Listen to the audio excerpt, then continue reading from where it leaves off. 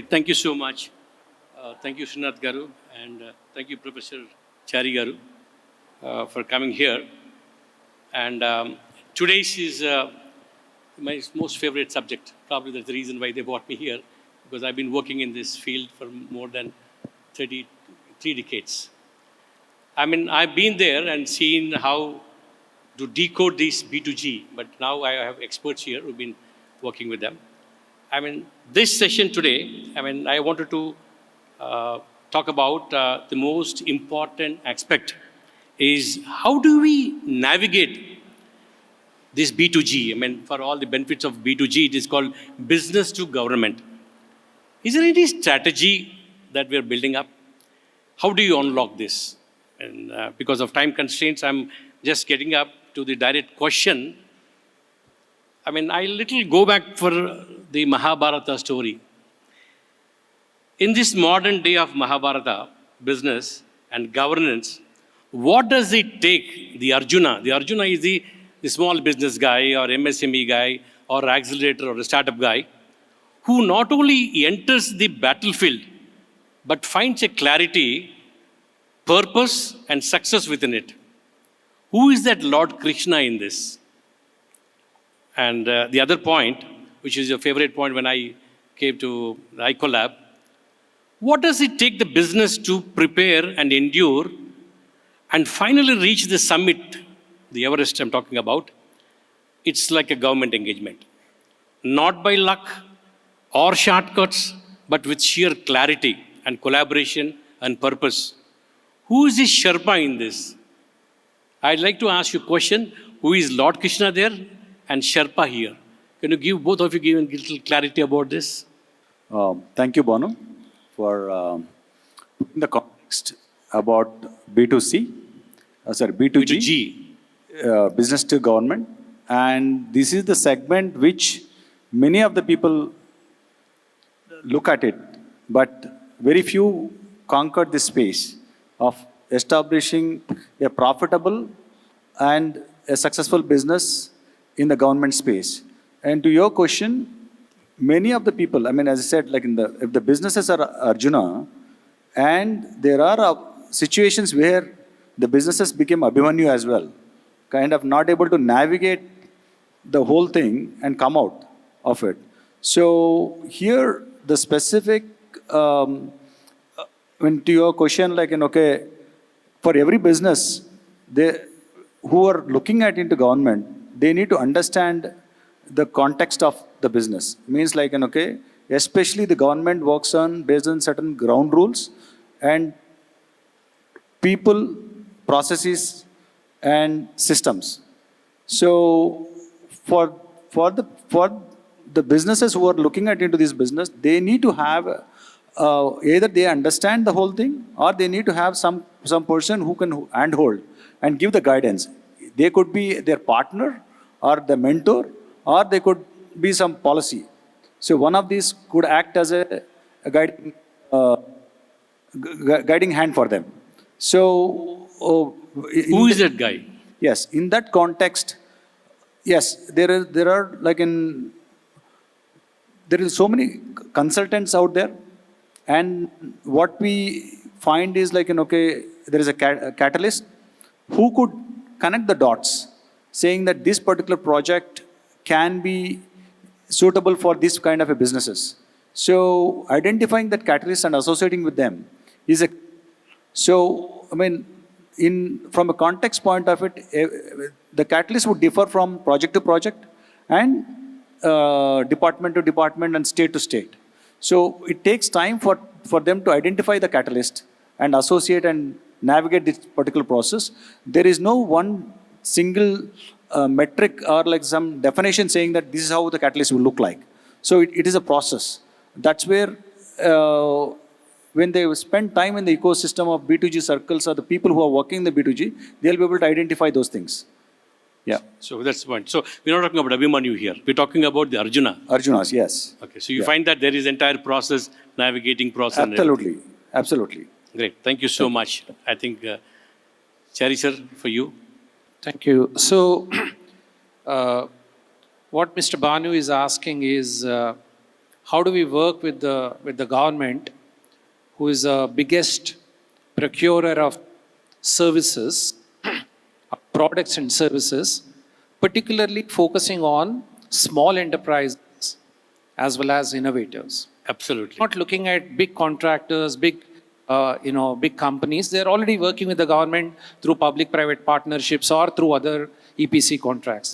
The key issue here is how a bright idea, which is in the realm of public service delivery, how do we really engage and grow and contribute is the question mark that Mr. Banu has raised. And it's a very difficult area to terrain, but also experiences like Mr. Reddy mentioned about it, he's been doing it, and many other players have done it. But I think it's not an easy terrain. Now the question is, how do we go about it? So I think it's like watching a Korean movie. It's a beautiful actors out there. Everything is looking good. The audience are really curious about it. But you cannot connect with that movie unless and until you have a translator or a translation script which is clearly understood by the audience. So the biggest challenge in working with the governments, especially for startups and small enterprises, is that the language you speak, the purpose statement you define, and what the governments want to hear, they have to be in sync. And most of the time, my experience, I worked with more than 200 small enterprises. The language and the narrative and the purpose statement that they define is not in sync with what the audience would like to hear, or in this case, what the government would like to hear. For example, Hyderabad. What is the speciality about Hyderabad? Hyderabad is full of lakes. Now, there are a lot of companies in Hyderabad, in the country, who are excellent in cleaning up the lakes with certain amount of technologies. Take Hussain Sagar as a lake. We don't need foreigners, we don't need Chinese, we don't need Dutch and Germans. We need actually a small enterprise to come with a bright idea to clean up the lake of Hussain Sagar. Now, it doesn't happen. Because the way we complicate the narrative, the way we communicate as an enterprise, I think we need a fantastic translator. You may call it as a mentor, you may call it as an incubator, you may call it as any catalyst, you may call any of those names. But basically, you need a facilitator, you need a champion who understands the government and who understands the enterprise and facilitate this translation. Now, it could be IITs, it could be Administrative Staff College, or it could be any of the institutions, or it could be TiE Works or TiE Hubs. These institutions are established with a purpose of translating the narrative of the enterprise to be able to communicate to the governments. Otherwise, these are all public sector money, whether it is TiE Works or TiE Hub, all of these entities, these are all funded by the government to facilitate the translation process. So I would say these institutions have a bigger role to play. They have to amplify the role and they have to go aggressively to take this forward. Excellent. Thank you so much. So during our research, we understood that global market is around about 13 trillion. That is the number that we heard about it, which is, I just calculated for Indian currency, 13 into 13 zeros. And this is a global market for the government sector, B2G. Whereas B2G, for the Indian segment side, there is 750 billion, which is equivalent to 66 lakhs. Now, we just heard in earlier, defense panel, they said 1.76 lakhs opportunity is there in the defense sector side. Now, this is something that everybody is talking about, the startups, because this core focus is about small businesses getting into B2G. That is the most important point. So can you just delve, especially you, Srinath Garu, you have been there and seen the market, because I don't want to go into political. You do all the work at a time and suddenly the government changes, officer changes. So how does the small businessman can come and, get into this opportunity? So, with respect to the opportunity, with respect to B2G opportunities is very large. And most of this business is being awarded through They are very transparent and public procurement process. So whoever wins through that particular process is safeguarded with the rules about the contract. Okay. So yes, there is instances where people do get impacted due to changes in the policy or in terms of certain tenure of the governments being completed. But however, but the businesses needs to be, the small businesses will have a protection about the contractual obligations the client has to fulfill. Because now we recently heard that the EMD is removed for all the startups, So both the governments, most of the governments across central government and state governments, and we also heard about 3%, benefit for the women entrepreneurs. So will this be an opportunity for the startups? Absolutely. For example, the rules have been changed in the terms of in giving the 3% or even the EMDs have been waived off for the small businesses. Specifically, if they are startups or MSMEs, they do have a EMD waiver or performance bank guarantee waiver. And very recently, even the performance bonds, which would be allowed as Earlier. a security bond now. Okay. Earlier, it is only bank guarantees or the EMDs are allowed. Now, performance bonds are being given as an instrument to provide in replacement to the bank guarantees. So, which would free up a lot of working capital for the small businesses. Okay. So, that gives a lot of opportunity for the small businesses to enter it here. And yes, there are challenges, but there is equivalent number of opportunities which are there. If they know how to, as Sir said, how to get through the translation of the language and have a translator in between the government and the small So that's businesses. exactly what iCollab Yes. is trying to do right now. Exactly. Maybe I'll jump on that question to you. Yeah. Sir, Chari sir, this is question to you. Very important. What is that next big shift is going to happen? Talking about next coming decade. Is it getting into the government? Is it technology? Or is it transparency? Or the policy? Or all together? I don't have great hopes on the policy ecosystem, to be very open about it. I don't want to be political. Yeah, that's not a political good statement, but that's okay.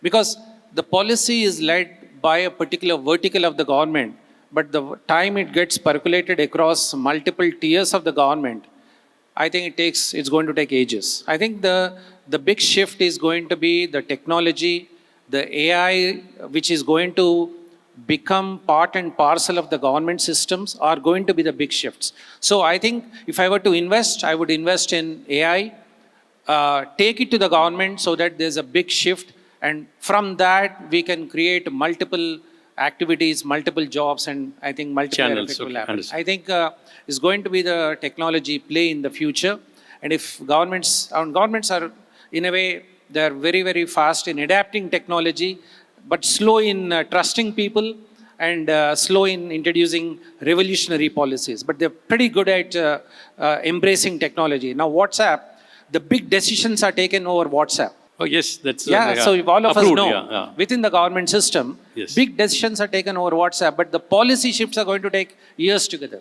Have become old. That's So really good. I think technology is going to be the way forward in public system shifts in the country. Great. Thank you so much. Srinath Garu, this question is for you. When you started, it must have been like a startup, big projects, you have done it. Can you give me one example to these startups over here? What could be that magic trick that they have to come back? I don't know, what do you call it across them? How do they go and back that order? Is there any process that they have to go through that? Tendering process, a lot of things there. Can you give me that little magic word? Because you've been there, you've done it. So, there is no one straightforward answer, but most of it, in my experience, is any of the tenders or any of the RFPs that has come out, there is already a kind of a requirement analysis, and the probable players who are going to bid is been identified. Okay. Typically. So identifying that, and if you are small businesses, identifying the tender and identifying the probable competitors to that. And the option one is if you are able to win on your own merit, that is one way of doing it. Okay. And if you can't, associating with one of the prospects and bidding it together Okay. improves the chance.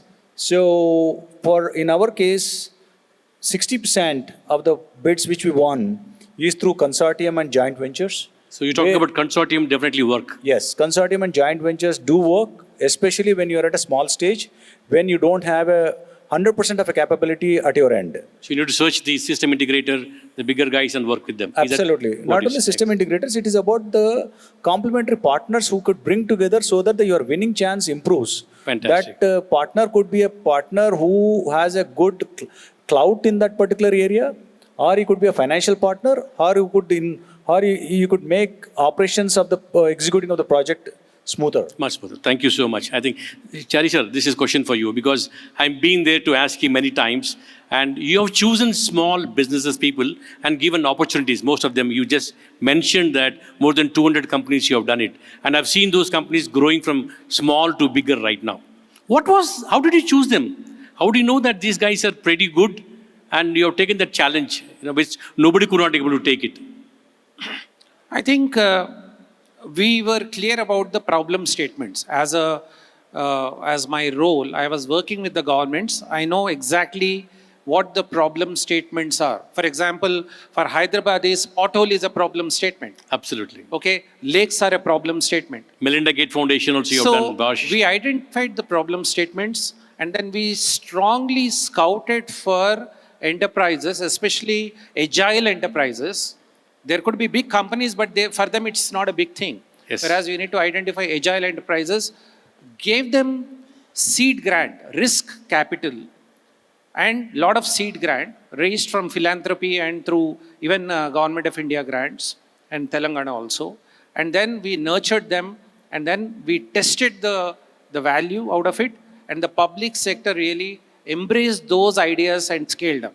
So there is a cycle. We need to build So that you were trust. the bridge in that. Yeah. So, but I think if you want to institutionalize this sort of process, I think we need to have a smarter way than dependent on an institution or an individual. But we need to find a better way. I think Bangalore is a great example in this case.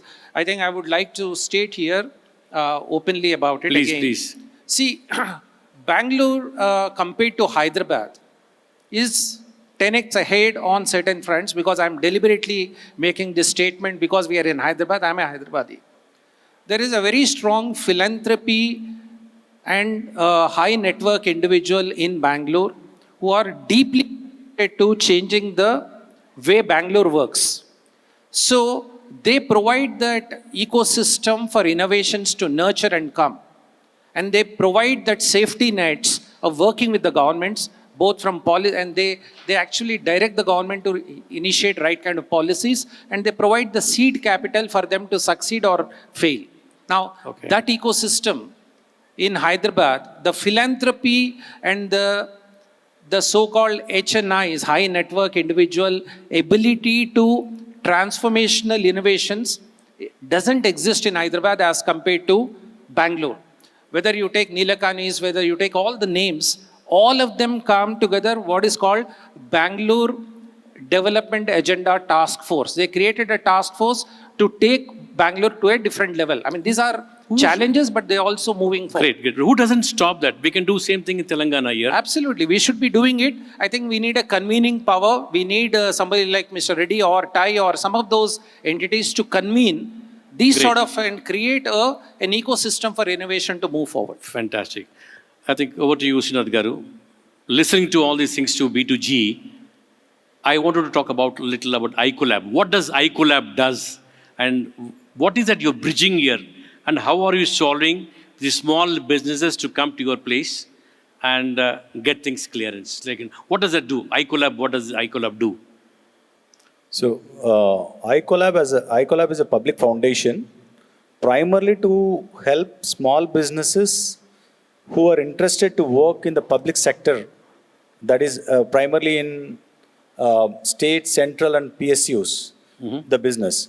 And iCollab is a revenue accelerator, meaning iCollab provides opportunities for the small businesses to win those contracts by mentoring, partnering and advising. And we bring the translator who could help improve the chances of winning. Okay. Winning.